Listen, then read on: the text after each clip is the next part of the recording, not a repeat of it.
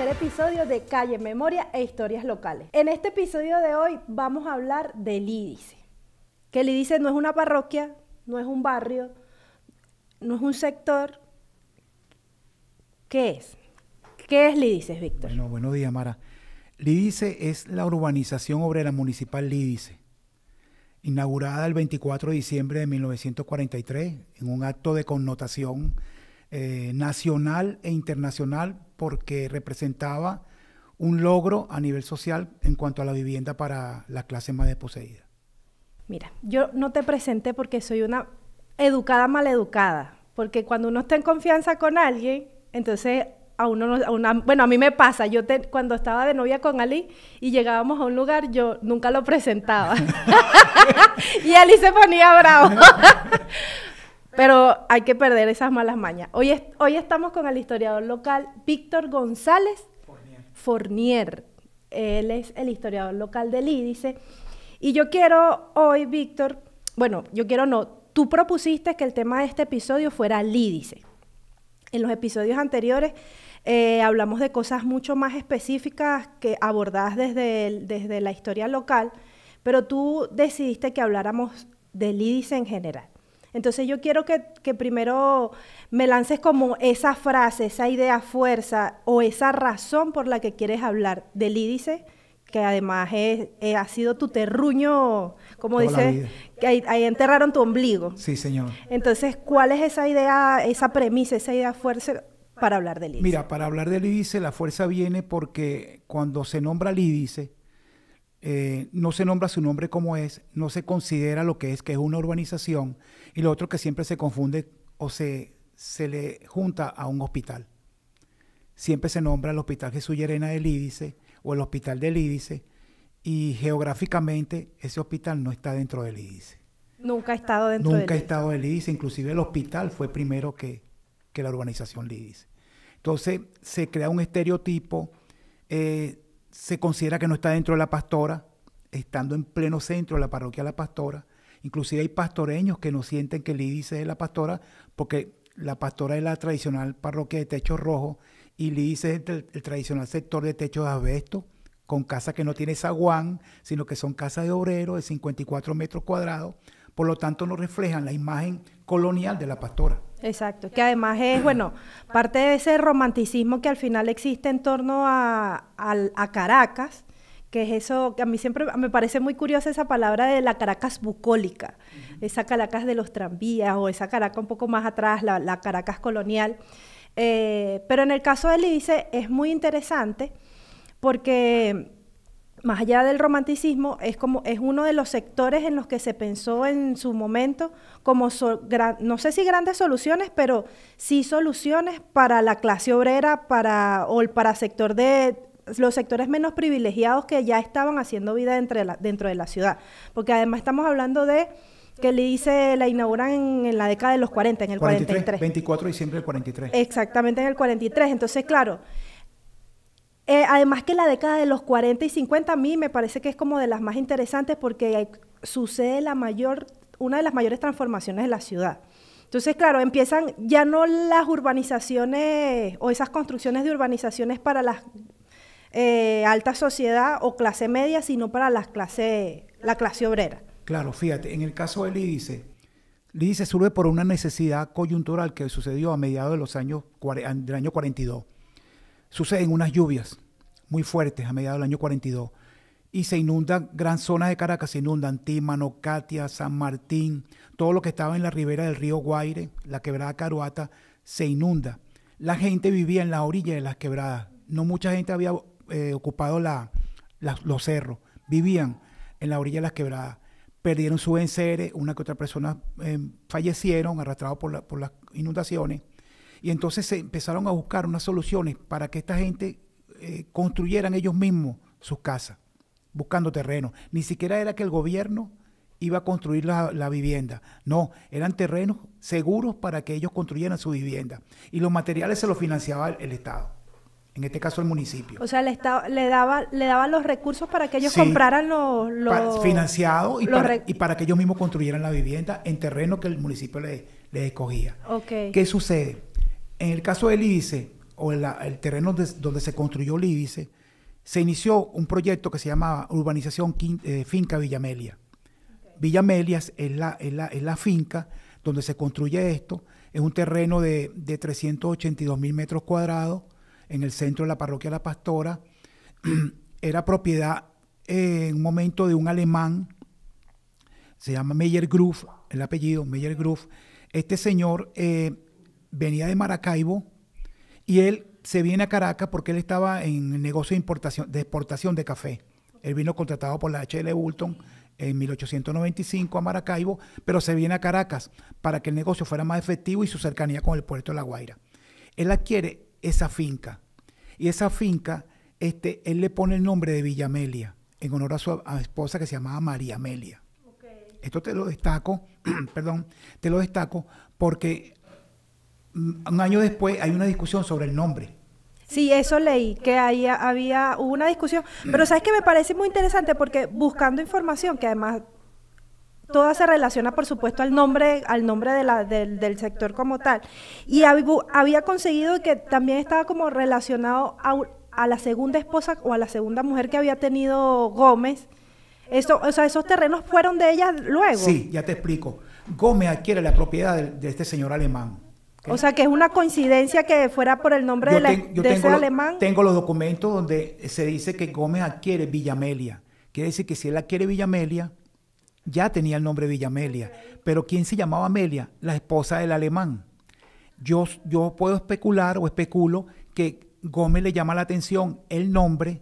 Él estaba unido a esta señora a una señora que se llamaba Dolores Amelia Ajá. Núñez de Cáceres. Dolores Amelia. Era una coincidencia. Ajá. Y él adquiere la propiedad para que esta señora, una señorita que él le llevaba como 25 años. Yo me puse a sacar la cuenta y quedé loca porque cuando vi la fecha en la que se casaron, que fue en 1904, ella tenía como 14, 15 años. Sí. Y Juan Vicente Gómez tenía 54. Claro, era mayor. Y ya venía de una unión con Dionisia Bello Lukowski, que él se la trajo de Táchira y la tenía en una casota también, pero en Los Teques. Ay, qué terrible. Hay que hacer ahí como un paréntesis, porque en el caso por lo menos de Gómez, hay que como que aclarar la cosa. Ellos, o sea, Gómez es muy conocido por este tema de que tenía muchas mujeres y que tuvo muchos descendientes, o sea, que tuvo más de 60... Se dice una cifra que está cercana a lo oficial, es 72. Ajá, hijos. 72. Sí. Qué locura, yo había leído de unos 60, o sea, un poco más de 60. Entonces es muy interesante porque eso también habla de la época, ¿no? Habla de que en aquella época, bueno, las diferencias importantes de edad, que también Crespo y Zoe también tenían una diferencia importante. Y bueno, es impresionante que la diferencia de edad y además esto de Gómez de que tenía un montón de mujeres por ahí regadas, así como un montón de hijos, reconocidos y no. La historia de Gómez dice que él nunca hizo unión familiar fija. Lo más cercano a una familia reconocida fue con la señora Dionisia Bello y con Dolores Amelia. Entonces existe reconocimiento oficial de esos hijos, de esa descendencia. Creo que a Dionisia Bello le dejó como 8 muchachos y a la señora Dolores Amelia le dejó como 9. El hombre era muy, muy activo. Era bastante productivo. Claro, inclusive, acuérdate que cuando él muere por problemas de próstata. No sabía. Él muere por problemas de próstata. Okay. Se presume que puede ser por esa actividad que él tenía. El asunto es que él se une con esta señora. Por los usos, desusos y desmanes. Sí, por uso excesivo. Él llega y adquiere la propiedad, y que presumimos porque le atrajo el nombre, ¿ok? Y él trae a esa señora Dolores Amelia a vivir allí, pero no hace vida fija allí. Pero él ahí había una casa, esa casa de hacienda. La casa de la hacienda. Okay. Eso eran 338 hectáreas. Eso ahí habían cultivo de café, mango, todo eso. Pero esa casa, él se la deja que la habite Dolores Amelia. Y ahí procrea familia. Son los Gómez Núñez. Son de esa descendencia. ¿Y tú tienes contexto de ella, contexto social? Sí, era hija de un profesor muy reconocido en la época, venido a menos económicamente, y yo lo que creo es que más bien impulsaron que la señorita Dolores Amelia conociera a Gómez. Gómez se interesó y ellos Claro, por un tema económico. Sí, señor. Impulsaron esa relación porque la excesiva diferencia de edad. Bueno, es una adopción, más que una relación, esa verga era una adopción. Pero el hombre le dejó 9 muchachos. O sea, se ve que había mucha afinidad ahí.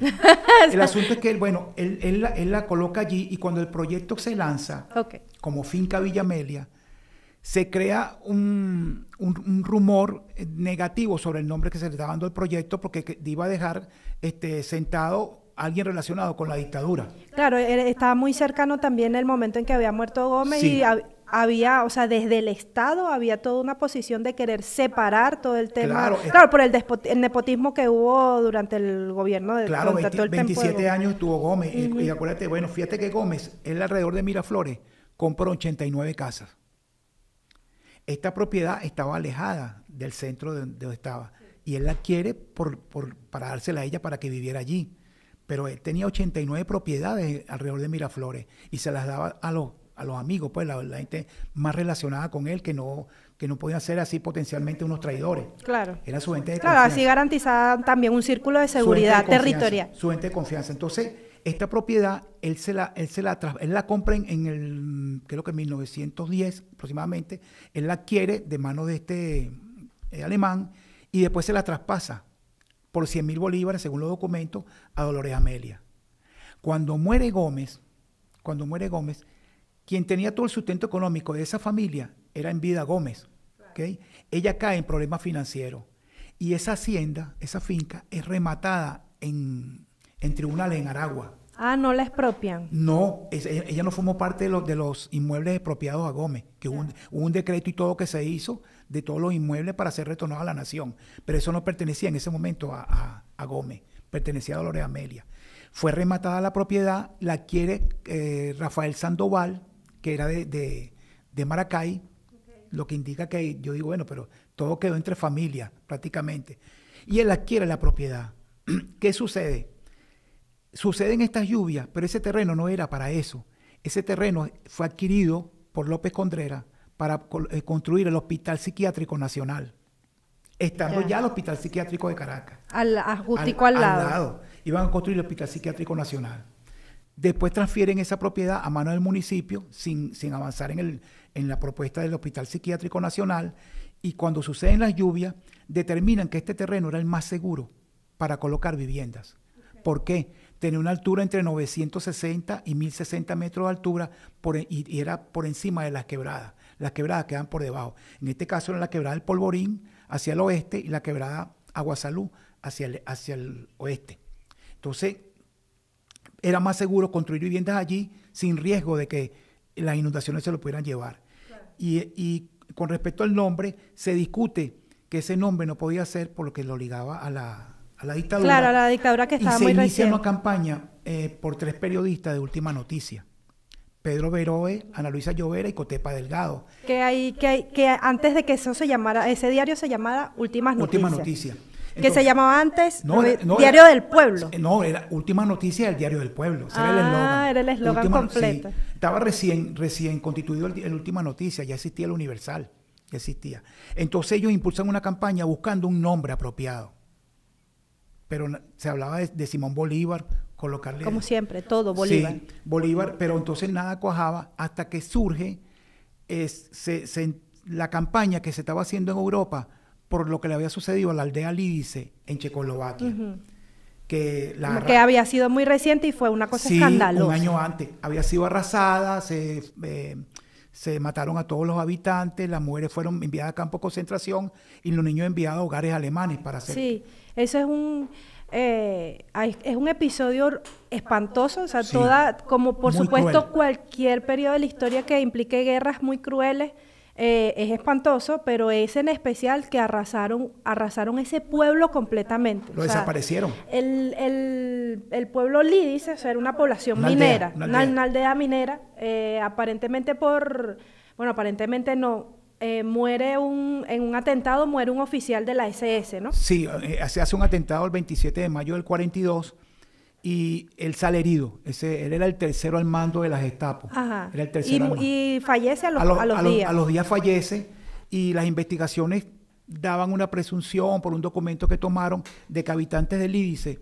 habían ayudado, participado en la protección a quienes habían hecho el atentado. Sí, era una suposición, no había ni siquiera pruebas. Se muere el 9 de junio, se hacen las exequias en la mañana del funeral de este señor, pero no había un castigo por parte de los alemanes a quienes habían hecho eso, y lo único que tenían como indicio era que habitantes del Lídice habían dado ayuda a esta gente. Entonces se dice que había que demostrar fuerza y que no había ningún lugar, por más lejos que fuera de Alemania, que había que desaparecer a esa aldea. Sí.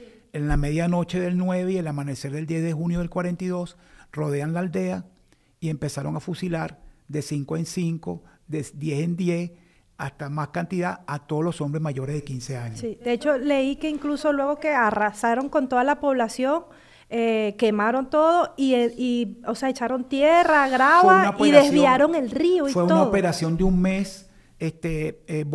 La incendiaron, volaron las casas, retiraron los escombros, llamaron al cuerpo de ingeniería de la Gestapo, hicieron un trabajo de remoción de todo eso, el material de construcción de las casas, lo llevaron a Praga y repavimentaron las calles, desviaron el río que estaba a un lado y lo pasaron por el medio donde está la calle principal, y todo quedó como si nada hubiera ocurrido ahí, nunca hubiese existido habitante.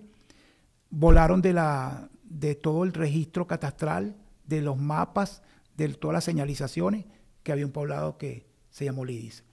Eso quedó así. Claro, y generó tanto escándalo, me imagino, internacionalmente en aquel momento, que llegó hasta el otro lado del mundo, en un país donde unas familias estaban que tenían problemas habitacionales y se le termina poniendo ese nombre a esta urbanización. No exactamente así. Lo que sucede es que a Inglaterra y Estados Unidos, sobre todo en Inglaterra, los mineros, en solidaridad con los colegas mineros también y trabajadores de siderúrgica que estaban en la aldea, que eran de la aldea, ellos lanzan un movimiento, Lídice Short Life. Lídice debe vivir, no morir, ese nombre no debería morir. Y lanzan una campaña y eso generó, por aquí está, eso generó que el nombre Lídice se expandiera por muchas regiones. Pero Venezuela, para esa época, no estaba haciendo nada al respecto. Es cuando estos periodistas, en atención a esta campaña que se estaba haciendo, sugieren el nombre Lídice. Ah, ya no fue, o sea, no era una cosa casual, que será parte de una campaña mundial. Era una campaña mundial. Que además me imagino servía como en contra de todo este tema que estaba haciendo del nazismo, Hitler. Contra el nazismo, y que no debería morir ese nombre, porque el día que hicieron eso en el Lídice, en Checoslovaquia, a las 2 semanas lo hicieron en un lugar en Francia. Hicieron lo mismo. Claro, era una política de exterminio. De exterminio. El Lídice fue el primero de tal envergadura, la crueldad que hicieron allí. Entonces, Venezuela no estaba haciendo nada al respecto. Surge el problema de las viviendas, se decide construir en esa finca 350 viviendas con $1 millón de bolívares del presupuesto municipal. Para aquel momento no existía alcaldía, era la gobernación y el municipio. Se decide arrancar el proyecto con $1 millón de bolívares, viviendas higiénicas y seguras. Y se establece también un ordenamiento jurídico con una ordenanza que se estaba estructurando. Esa ordenanza especificaba para qué era Lídice. Okay. Y se especifica en la ordenanza que es para dotar de vivienda a las familias de la clase obrera que vivieran en el Distrito Federal y necesitaran especial protección por parte del Poder Público Municipal. Literalmente. Literalmente lo dice así. Porque te lo sabes de memoria. Sí. Ahora, estas viviendas, o sea, en otras urbanizaciones y otros sectores, se estilaba o se había hecho que se hacía un tipo de construcción. Aquí en Lídice, ¿se hizo un tipo de construcción específica o se reguló cómo debían ser esas viviendas? Porque entiendo que me dijiste que había un tema de autoconstrucción, ¿no? No, en este caso no. Okay. Se hizo un proyecto y Lídice rompió el estilo en el cual se venían haciendo las viviendas para las clases pobres. ¿Cuál era? Se hacían las viviendas, pero solamente se hacía la vivienda como tal y no se le hacía servicios, no había vías de comunicación, no había servicio eléctrico, agua blanca, aguas negras, no existía. Con Lídice se revierte eso, se colocan esos servicios y todo ese costo va a la vivienda, lo que la familia iba a pagar. La familia no construye nada, aunque sí hay unas zonas de Lídice en el cual la institución que la administraba decidió vender el lote para que la gente construyera. Ok. Ajá, y en términos urbanos, porque yo estaba, o sea, me puse a ver como el mapa y vi que no es, o sea, no es accidentadas las vías, o sea, no es una cosa que está, em, que se lo inventaron, así No, salieron y así, porque más o menos en alguna parte conserva como la cuadrícula, de alguna sí, forma. se aprovechó el nivel que tenía la finca. La vía va, si uno ve la foto de 1936, ve que el camino que lleva la finca internamente es hoy una calle, la calle del medio, la calle Coromoto, la calle hacia la Redoma, eran las vías normales de tránsito interna de la finca. La finca tenía dos entradas, por la Pastora, tres entradas, perdón, por la Pastora, por la subida al manicomio. Ajá, la ¿Ok? subida al manicomio, que esa subida no es la entrada del IDICE, No, me dijiste la no, otra esa vez. te lleva a la entrada del IDICE, pero esa subida al manicomio tenía más de casi 80 años antes que el IDICE, porque era al Claro, manicomio, al hospital de enajenado, que antiguamente había sido un cuartel. claro. Así que si usted va para el IDICE, ¿verdad? Y viene desde Aguasalú y dice, voy para el IDICE, voy por la entrada del IDICE. No, amiga, hermano. Esa es la entrada del manicomio. Esa es la entrada de manicomio y usted va por la avenida principal de manicomio. Avenida principal de Avenida manicomio. principal de manicomio.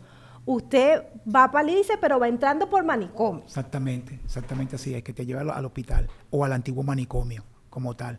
Entonces, se construye eso, el 27 de mayo del 43 se le da el nombre del IDICE oficialmente, se cambia el proyecto de Finca Villa Amelia, porque mucha gente dice se rebautizó. No hubo rebautizo.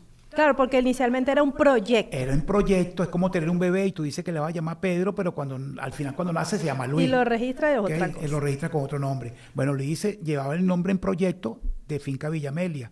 No se aprueba el nombre del IDICE como tal, en honor a esa población que había desaparecido. Mucha gente dice, no, se construyeron en honor a. No, fue construida para solucionar un problema de dotación de vivienda propia. Inclusive no de vivienda, porque darle techo a una persona, pero sin darle el título, no le está dando la vivienda. ¿Okay? Entonces, se construye en una primera etapa lo que es la zona de los lotes. Son alrededor de unos 25 lotes. Son manzanas, de una forma irregulares, con número o con letra. Y esa fue la primera etapa, sobre todo viendo hacia la montaña del lado oeste. ¿Okay? Y después se construye lo que son los bloques, que son los callejones. Eso fue un lote grande de viviendas que se hicieron, que se llaman bloques, que van de la parte baja hasta la parte más alta, que son 1060 metros sobre el nivel del mar. Okay. Esa es la altura que tiene el terreno. Se construye eso y se empezó, antes de la inauguración, de la acto de inauguración, se hizo un estudio para adecuar quiénes podían entrar a vivir allí. Okay. Entonces eran las familias con hijos, numerosas con hijos, solteros con hijos, ¿okay? Y después toda la gente que necesitara vivienda. Eso es lo que se hace allí. Nunca fue que alguien llegó y puso un palito y vamos a construir casa, no. Eso fue construido totalmente. Date cuenta que en la imagen que te mostré, en 1936, la hacienda está totalmente despejada, sí, pero los alrededores ya estaban poblados. Ajá, y le dice colinda con Manicomio y el Polvorín, ¿no? Bueno, hacia el este está la quebrada del Polvorín y colinda con el casco antiguo de la Pastora, Puerto Caracas y el Polvorín. Y hacia el lado oeste está Manicomio como tal, y más allá está la quebrada Macayapa, que es la que es el límite entre Sucre y la Pastora. Yeah. Es ahí donde está, en la parte central de la Pastora. ¿Y ahora para dónde vamos? ¿Qué más me vas a contar del IDICE? Bueno, te puedo contar que había unas consideraciones en cuanto al ejemplo del IDICE, que la gente, por desconocimiento y poca divulgación, no hace. Yo me voy a permitir leerte un documento del año 44, apenas un año después de construido. Es un artículo que sale en la revista de Colegio de Ingenieros, donde una persona dice lo siguiente, abro comillas: un trasplante demasiado brusco del rancho al moderno apartamento no haría los resultados anhelados. Puedes traerte el símil de la misión vivienda, un poquito. Las mujeres lavan a menudo ropa ajena, crían aves, mercan huevos y hacen diversos alimentos y chucherías que luego venden por la calle. En una casa de apartamento todo eso resultaría completamente imposible. Mira tú como ya haciendo un estereotipo de la condición social.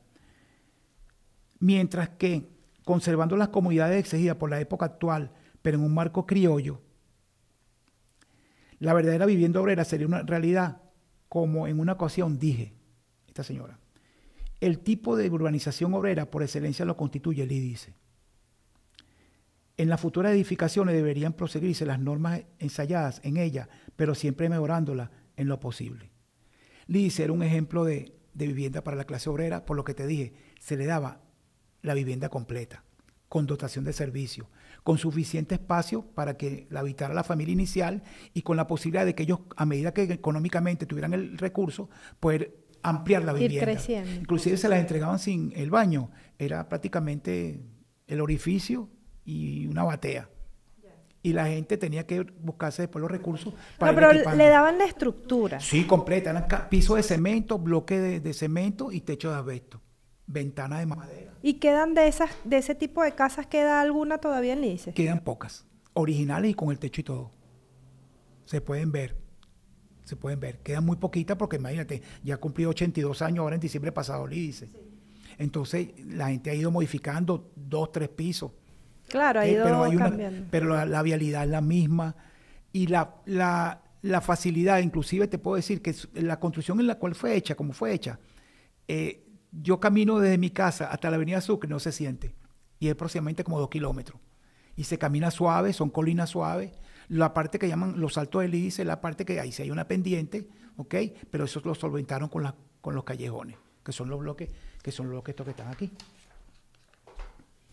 Ya. Son estos bloques, esto aquí, y mira, esto es una foto de los años 50. ¿Pero estos bloques están todavía? Sí, señor, sí. Este bloque 69. Esto es Altos del Lice. Altos del Lice. Visto hacia el sur.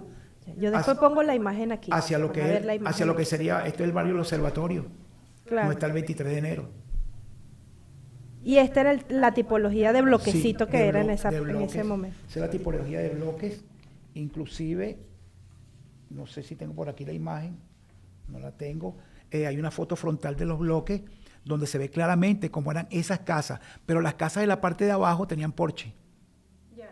Y atrás en el fondo una especie como de patio interno, que ahí es donde ellos dicen que la gente puede colocar animales. Claro, porque la gente igual traía como las costumbres un poco más rural, claro, de tener algunos animales, hacer un pequeño no, y que vivían prácticamente en una casa que era como un medio campo, tenían gallinas, criando animales. Entonces eso lo que hizo fue adaptar un poco esas costumbres a esta citadina forma de vivir. Y ahora, ¿cómo se fue transformando Lice con los años? O sea, porque ya inicialmente cumple un objetivo, se va desarrollando, pero luego ¿cómo se transforma? Porque en el imaginario, o sea, es como mi opinión, en el imaginario uno puede tender a pensar, bueno, Lice, eso es un barrio y eso se ocupó desordenadamente como todos los barrios en esta ciudad. Eso no tiene historia, o sea, como que siempre, yo siento que en el imaginario como colectivo de la ciudad está que todo lo que está en una montaña, si no son quintas, es un barrio, es un cerro que no tiene historia, que no tiene asidero histórico, que no tiene memoria, que no tiene identidad. ¿Cuál es? O sea, pero entonces quiero saber cómo se transformó Lice en estos más de 80 años y dónde están, cuáles son esas raíces identitarias que tiene Lice. Bueno, fíjate, yo tengo parte del trabajo que yo hago y cuando hago la exposición en las charlas que he dado, hablo de la identidad. Yo por lo menos digo que soy lidiseño de la Pastora. Porque los otros dicen que son pastoreños, pero cuando dicen que son pastoreños es porque viven en esa pastora de techos rojos. Claro. Yo soy lidiseño de las casas de asbesto, que no tienen zaguán, ni ventanas altas, ni patio interno. Ese es el lidiseño. Porque el lidice es la pastora moderna. Claro. Es del 43, la pastora de 1889. Entonces, Lidice representó, inclusive Manicomio era antes que Lidice. En Manicomio hay casas al estilo de la pastora. Ahí es casa al estilo de la pastora. El Lidice fue la parte moderna, año 43. Claro. Entonces la gente lo que ha dejado es correr, nosotros mismos como habitantes hemos dejado correr un estereotipo de cómo nos ven. Lo que te decía, le dicen el barrio Lidice, el Lidice, y cuando se imaginan cómo es ese barrio, no se imaginan que hay casas construidas bajo una misma organicidad, de arquitectura, ¿entiendes? Casas que pueden, si están en otro sitio, pueden duplicar su valor. Claro. Yo vivo en una casa de casi 300 metros cuadrados, 3 niveles. Imagínate. Sí, entonces, y las casas son grandes, pues, las que se construyeron. ¿Qué sucede? Que a medida que el IDICE se constituyó como urbanización con servicio, la parte norte del IDICE, la parte norte, lo que sería esta zona, a la montaña, al pie de la montaña, la gente buscando vivienda en Caracas. Claro, intentó subir y ocupar los espacios. Claro, y ocupar los espacios que eran las áreas verdes. Que luego ya eso se transforma en parque nacional, ¿no? Eso, pues, Para el eso forma 58, para el 58, pero cuando la gente se empezó a habitar esa parte de la montaña, no existía como parque nacional, Claro. no se puede considerar invasión. El asunto es que la gente se pone a vivir aquí y eso se transforma en lídice, porque la parte urbanizada, si la tomas como tal, es más pequeña, el urbanismo. Claro, lo que fue planificado, digamos. Lo que fue planificado. Pero una de las administraciones del IDICE, porque el IDICE en su primera oportunidad tuvo como administrador al mismo municipio, pero el municipio le traspasó la administración de la urbanización, es decir, la tarea de adjudicar los inmuebles a la Junta de Provivienda Popular. Esta Junta de Provivienda Popular la dirigía Malavé Villalba. ¿En qué año era eso? 46, por ahí más o menos, 46. Entonces, la Junta de Provivienda Popular hizo, según los documentos, no hizo lo correcto en cuanto a la adjudicación de las casas, sino que se la daba a los amigos del partido, en ese caso Acción Democrática, le entregaban las casas y yo tengo el registro de más de 50 inmuebles que fueron entregados por el mismo señor Malavé Villalba a todo el que no cumplía con los requisitos mínimos para entrar en las casas. Le quitan la administración del IDICE, se la quitan a la Junta de Provivienda Popular y se la dan en el año 49 al Instituto Municipal de Crédito Popular. El Instituto Municipal de Crédito Popular recibe 329 inmuebles, yo tengo un registro que hay 313 más, o sea, 600 y pico, y esta gente empezó a adjudicar las casas saliéndose la ordenanza, haciendo unos cobros, y aquí uno pudiera pecar de acusar o decir cosas que no son. El asunto es que lo estoy diciendo porque para el año 95, yo y un grupo de personas, mi persona y un grupo y yo, hicimos una acción judicial contra el Instituto Municipal de Crédito Popular por el no cumplimiento de la ordenanza. Y bueno, intentamos... Claro, porque se salía de esos criterios que originalmente estaban planteados para poder asignar esas viviendas. Fácil, fíjate que durante muchísimos años el instituto vendía las casas al precio que ellos les daba, que ellos estimaban. Resulta que la ordenanza establece que la propiedad del inmueble se transfiere por un contrato de venta. En mi caso y el de la otra familia, nos pusieron un contrato de arrendamiento. Y en unos casos decían de arrendamiento con opción a compra y arrendamiento con opción a venta.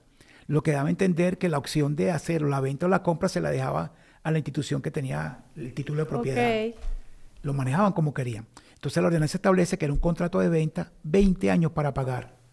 Y todo esto es lo que te lleva a ti como a trabajar el tema de la historia local. Ahí fue donde empezó involucrarme en la historia. Empecé a enterarme de cosas. Y eso fue lo que me hizo tomar interés, conocer dónde era que yo vivía, que era ese barrio, donde jugué chapita, jugué pelota, No, espérate, yo me enteré de esto a los 38 años. Ya tengo 68. Entonces yo me entero de esta situación, busco a las otras personas que le estaban planteando que le vendían las casas y si no pagaban en 30 días tenían que irse. Yo tenía a mi hijo ahí ya, me había nacido mi hijo mayor. Y yo decía, bueno, ¿qué es esto? Me encuentro con esa ordenanza, por casualidad de la vida me lo encuentro. Y veo que decía 20 años para pagar, pero ¿qué pagaba? Que era lo mejor. La ordenanza era...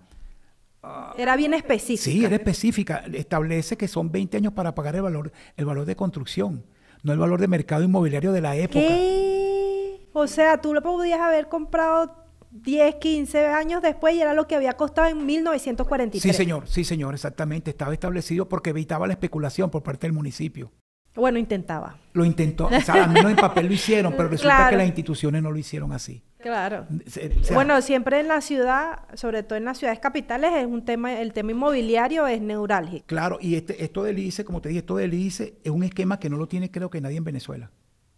Nadie en Venezuela tiene una ordenanza que diga, es más, inclusive creo que la Misión Vivienda tendrá otra regulación, pero algo específico como esto, que esa casa es para dotar de vivienda, tal cual como lo dice. Con esos no es para criterios. otra cosa. Es para dotar de vivienda y establece 20 años para pagar, el valor de construcción y 5% de intereses se pagaba. Pero en una reforma del año 44 ponen el mismo artículo y al final le ponen 5% de interés si se considera necesario. Imagínate, o sea, era prescindible. Era exacto, si la familia no tiene condición, le quitaban ese 5% de interés. Claro, o sea que es muy interesante, o sea, el origen del IDICE como solución habitacional y en términos legales es un precedente muy interesante. Claro, inclusive hubo una discusión a nivel del municipio, en la Cámara, donde se estaba discutiendo el por qué el silencio, que eso se gastaba mucho dinero en hacer el silencio. Entonces origina una discusión en la cual uno de los concejales discute que por qué no se repetía la experiencia del IDICE. Imagina. Que se multiplicara el IDICE por la concepción socialista que tenía. Claro. Viviendas baratas, higiénicas y seguras. Y que la podían pagar. Habían otros que decían que esos inmuebles no podían costar 3.000 bolívares, que tenían que costar 5.000. Entonces otros le decían, no, pero es que la gente no tiene capacidad para pagar eso. Claro. Sin embargo, la institución que tiene, el Instituto Municipal de Crédito Popular, tiene ahorita inmuebles que no le han entregado el título. Han pasado más de 75 años con un título de propiedad de una vivienda que no fue construida para la institución que la administrara y ellos no han entregado el título. Entonces, en el año 95 fue que hicimos una acción mero declarativa, pasamos 16 años y al final no dieron los títulos. Claro. Extrajudicialmente, pero no dieron los títulos. Claro. Pero actualmente yo estoy ayudando a unas personas que necesitan su título de propiedad. Estoy en esa actividad. Y ahora, un poco más como para entender cómo está compuesto el IDICE. Te voy a hacer una pregunta. ¿El cine del IDICE sí es del IDICE o también es de manicomio? El cine del IDICE... Porque, fíjense, el IDICE tuvo un cine.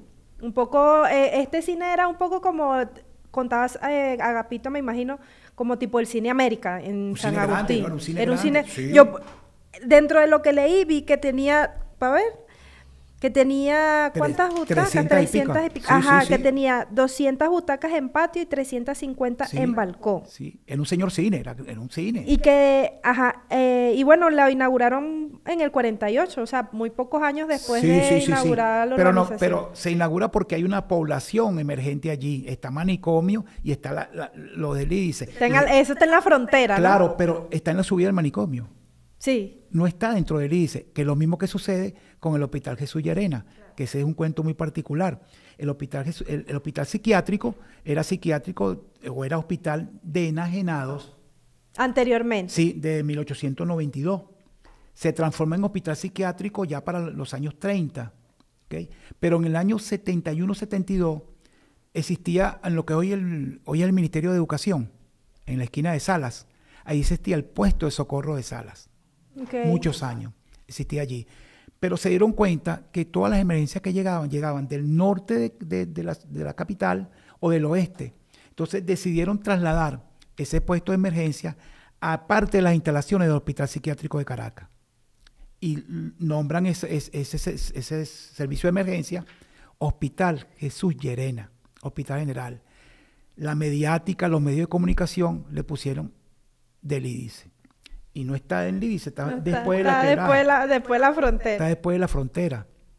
Entonces, no queda en el IDICE el hospital del IDICE. Lo nombran así, pero no es así. O sea, popularmente se le conoce así. Pero ese no es su nombre tampoco, Hospital del IDICE, ¿o sí?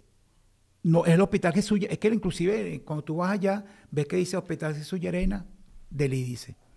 No es del IDICE. Bueno, y con el tema del cine, vi que también estuvo hasta el 60. Sí. ¿Y actualmente qué hay ahí? O sea, Creo que ¿se conserva la fachada? No, la estructura está allí. Creo que hay una fábrica de calzado. Ya. Está ahí la estructura. Toda esa zona, sigue allí. Nosotros tenemos 5 colegios grandes en el IDICE. Tenemos la Chaumer, la Perú de la Croix. La Chaumer es una escuela, el Perú de la Croix es un liceo. Está el colegio San Francisco Javier, religioso privado. Está la escuela José Luis Ramos, que se inició como Escuela Comedor Bolívar, y más arriba, en la redoma arriba, está la Escuela León Trujillo, que entre nosotros, lo de mi época, le decíamos la amarilla, porque la pintaban de amarillo pollito todo el tiempo. Todo el tiempo. Le decían la amarilla. Tiene centro educativo. Eso es como en el Valle, que hay uno que le dicen el chocolate y al otro le dicen, hay un liceo al que le dicen en el Valle el chocolate y hay otro porque queda cerca de la Savoy. No, creo que es para el uniforme. Ah, ok. Y hay otro que también tiene un nombre así No, porque bien particular. En el valle quedaba la Savoy. No sé si era por eso. No sé si es por eso, pero creo que tenía que ver con el uniforme. Sí.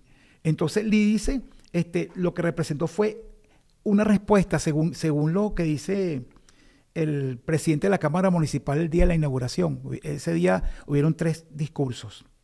El canciller checoslovaco, el gobernador de Caracas y el presidente de la Cámara Municipal. Medina estuvo en el acto. ¿Okay? Medina asistió al acto, era un acto de connotación nacional y suramericana por la envergadura del proyecto. Y porque está en el marco de todo esto de mantener viva la memoria del IDICE. Bueno, ok, surgió, pero más que todo el proyecto era habitacional, dotar de vivienda. Entonces el canciller, resumiendo su discurso, él agradece que le hayan puesto el nombre del IDICE, porque eso va a llevar que el nombre del IDICE de la aldea esté en Sudamérica y va a ser recordado. Claro. El gobernador habla sobre el inicio de la inversión privada en la construcción de vivienda para los pobres, lo cual evidentemente es falso. Claro, lo cual se cae de que es mentira, porque el capital privado se dirigió a un mercado media alta. Sí, bueno, y cuando lo hizo bueno, ni tan baja, fue con San Agustín. Exactamente. Y que de hecho es la génesis de la creación del Banco Obrero. Exactamente, por esa época. Entonces, eso que él decía, pienso yo que simplemente la política permite decir eso. Sí, bueno. Pero el presidente de la Cámara Municipal fue lo que yo considero buscando justificativos políticos para lo que habían hecho. Resulta que él dice que LIDICE era la respuesta al Congreso Panamericano de Municipios de La Habana que se hizo en 1938. ¿Por qué? Es que es totalmente falso, o sea, es una ¿cómo se llama? Una expresión política a ese hecho, porque en el 38, ¿ok?, se discutió en ese Congreso de La Habana la necesidad de vivienda para las clases obreras. Claro. Es verdad, se discutió, pero es que este terreno estaba destinado a construir el Hospital Psiquiátrico Nacional. Entonces, ¿cómo me dice que eso es la respuesta a eso? Y cuando el gobierno se lo pasa al municipio, no existía ningún proyecto para él. Surge por la necesidad de la vivienda, de esa emergencia que hubo por la lluvia. Claro. ¿Ves? Entonces es imposible que diga que eso era la respuesta a eso. Pero lo tomó y dijo que LIDICE era una respuesta. Bueno, al final los intereses políticos y los discursos políticos sobre todo van orientados. Había que hacer cartel también diciendo, inauguramos esto en respuesta. Estamos dentro del plan. Sí. Entonces LIDICE representó una obra que a nivel de Sudamérica no ha sido repetida, según lo que yo he investigado. Para su época fue un boom, fue muy reconocido socialmente y por los años duró así. No sé otras experiencias, Propatria ya se estaba haciendo Propatria para esa época, pero era otro esquema, era un poquito más el nivel de las personas que estaban buscando. Pero LIDICE buscó el nivel de estrato más bajo, el que no tenía nada. Claro, para atender una emergencia que había en el momento. El que no tenía recursos y el que podía pagar, inclusive se le pusieron los servicios. Por eso es que dicen que se cambió con respecto a los otros proyectos que no incluían aguas blancas, aguas negras. Esto lo incluía. Claro. Teníamos hasta hidrante. ¿Cómo hidrante? ¿Qué es un de hidrante? eso donde los bomberos se pegan para apagar los incendios. Teníamos hidrante. Yo los vi. Imagínate. Lo que no teníamos era cancha deportiva y no teníamos estacionamiento. Imagínate tú, en el año 43 nadie se imaginó el progreso que venía con el automóvil y la necesidad de hacer deporte. En LIDICE no se hizo cancha deportiva. Lo que había en las áreas verdes. Claro. ¿Cómo quieres cerrar, Víctor? Mira, yo quería cerrar con lo siguiente, que el proyecto se hizo bajo una mirada de ayuda muy social. Sí se logró. Lo que pasa es que ahorita LIDICE de hace muchos años se confunde entre los 90 barrios que debieron haber desaparecido por la condición en la cual estaban construidos. Claro. LIDICE se confunde con esos barrios.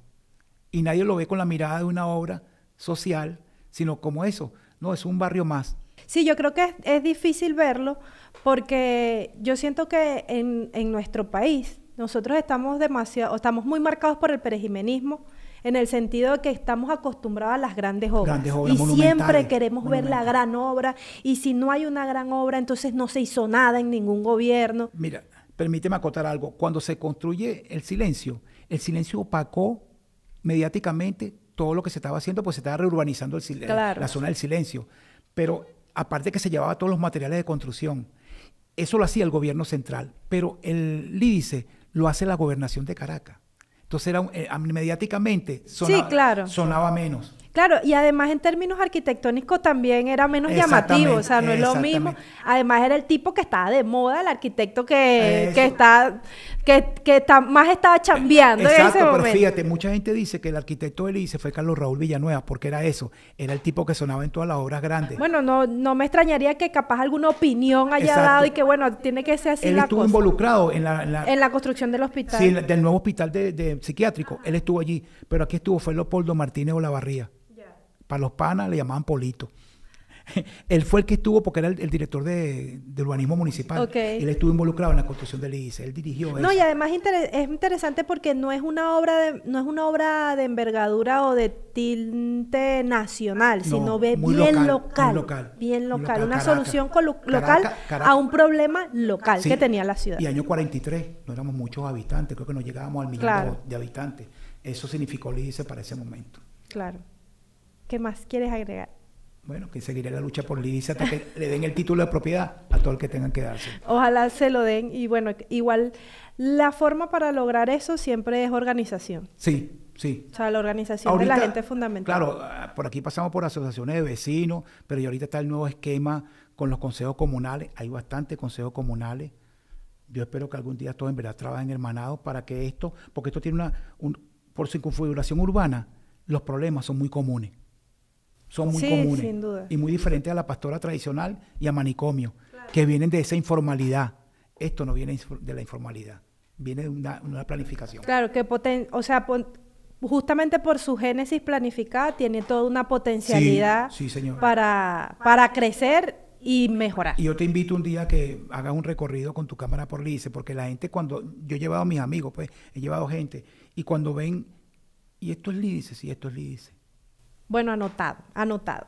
Vamos a hacer ese recorrido en Lídice, pero quiero que me eches cuentos de allá de Lídice, de sectores, cuentos de gente, anécdotas. Hay cuentos de los años 60 con lo que fue la guerrilla urbana, porque Lídice fue un centro de familias en la cual alguno que otro miembro formó parte del Partido Comunista.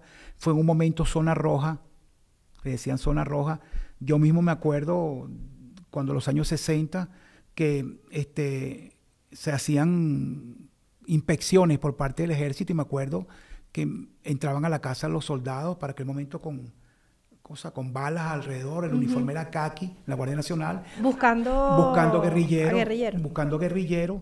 En mi familia hubo una persona que formó parte de la guerrilla. Ah, tú me contaste. Sí. Bueno, pero más bien deberíamos hacer un episodio sobre eso. Claro. Un episodio sobre la guerrilla urbana. A mí me gustaría muchísimo. No, y está la historia del hospital, porque bueno, está allí. Mis padres se conocieron en el hospital. Yo soy un engendro del hospital. Entonces... Pero no un loco. No, bueno, respecto con el tiempo uno se transforma. Pero muchas familias del ICE trabajaban en el hospital psiquiátrico. Claro, era una de las fuentes de empleo seguramente seguro. más importante. Y repotencia, cuando el hospital lo modernizan, repotencia lo que era el barrio El Manicomio. Que yo digo que por eso es que le llaman hospital del IDICE y no hospital del manicomio. Claro, porque hay es más un tema de propiedad y de identidad y de la gente. Identidad. Pero esto se llama Simón Rodríguez, el barrio. En el 44 le dieron oficialmente un nombre. Barrio Simón Rodríguez. Le quitaron el barrio El Manicomio. Ah, imagínate, no sabía. Sí. Pensaba que eso era el manicomio. Tengo la gaceta donde está el cambio de nombre a barrio Simón Rodríguez. Para hacerlo un poco más decente, debe ser. Sí, bueno. No llamarlo el manicomio, pues. Sí, bueno. Porque la gente decía, yo vivo en el manicomio, pero adentro o afuera, entonces... Bueno, creo que eso es un chiste, una pregunta que todavía la gente todavía lo hacen. Entonces ya en el año 44 oficializaron el nombre de Simón Rodríguez. Bueno, Víctor, me gustó mucho este episodio. Tenemos pendiente la visita al IDICE para que me eches los cuentos de allá, el episodio de la guerrilla urbana, que bueno, lo podemos hacer todos ustedes, todos los historiadores. Sí, porque en Caracas hay historia de guerrilla urbana. Sí. Nosotros tenemos nuestros mártires, gente del IDICE que murió en el IDICE o murió en Venezuela, en varias partes de Venezuela, que eran porque formaban parte de la familia y eran familia del IDICE. Bueno, tenemos bastante tela que cortar y bueno, un montón de episodios por hacer. Sí. Muchas gracias, Víctor, por haber venido. Gracias a ti.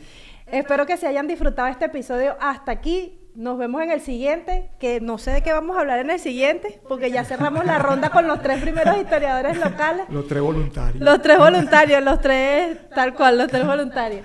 Nos vemos en el próximo episodio. Esto fue Calle Memoria e Historias Locales. Suscríbanse, denle en seguir. Espero que disfruten hasta aquí cada uno de los episodios. Gracias.